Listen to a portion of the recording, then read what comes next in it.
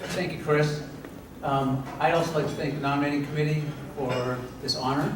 And I'd like to thank everybody who's here, both folks who are here for other inductees and for the many folks who've come here to take time to support me, whether it's, I'll say, Vermont friends, former runners, partners of runners, fans from St. Mike's, Zap, of course, has been a core supporter of me for many years.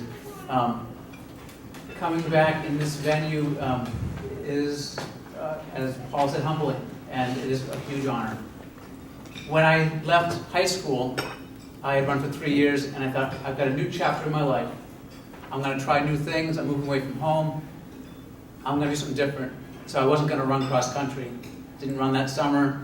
Then I came to St. Mike's, and then I met Rick Cleary, I met Brian Curtin, I met Zap Ludovich, I met Kathy Butts, and many other fine people who were running, and I changed my mind.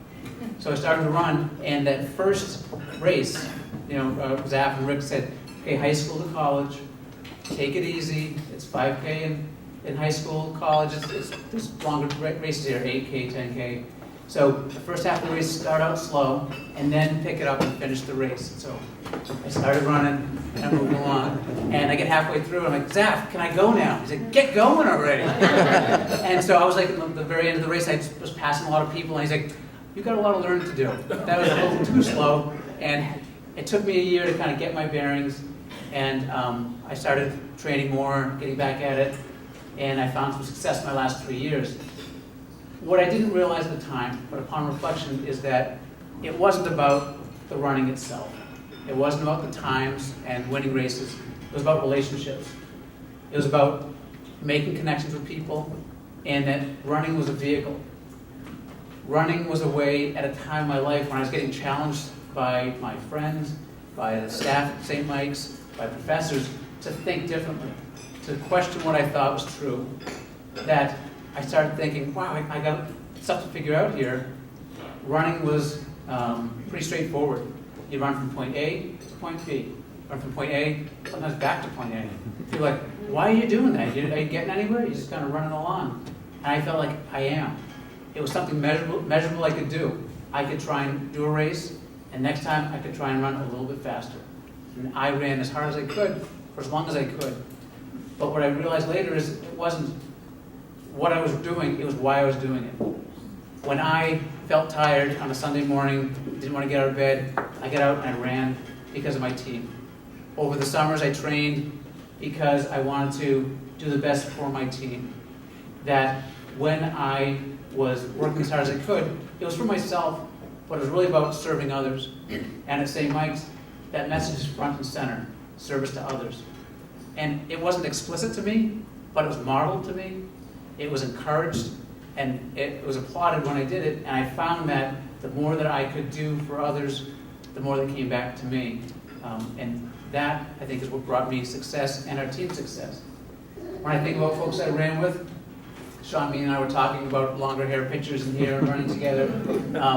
I loved having Sean breathe down my neck, and sometimes I had to breathe down his because we had this thing going where who's going to go faster. But I always felt supportive. When I was in the summertime working landscaping all day, I wanted to train some more. I called Steve Brazo at 9:30 at night and said, hey, let's go for a run. He said, CJ, you're an hour and a half away. I don't care. I drove down, we went for a run, 11 until 1 in the morning, went to sleep, got up, got back for work at 7 a.m. because of that relationship. It was running, but it was about staying connected.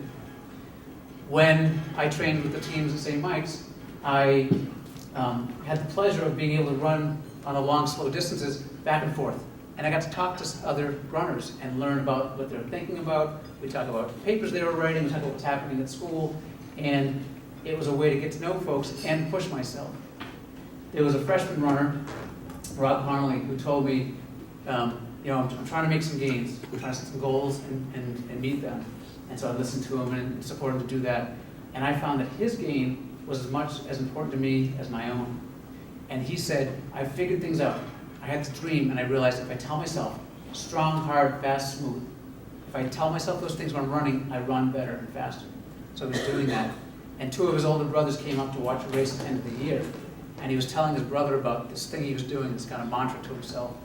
And his older brother said, Did you realize that Dad said it to you when you were a little boy? His dad had died 15 years before.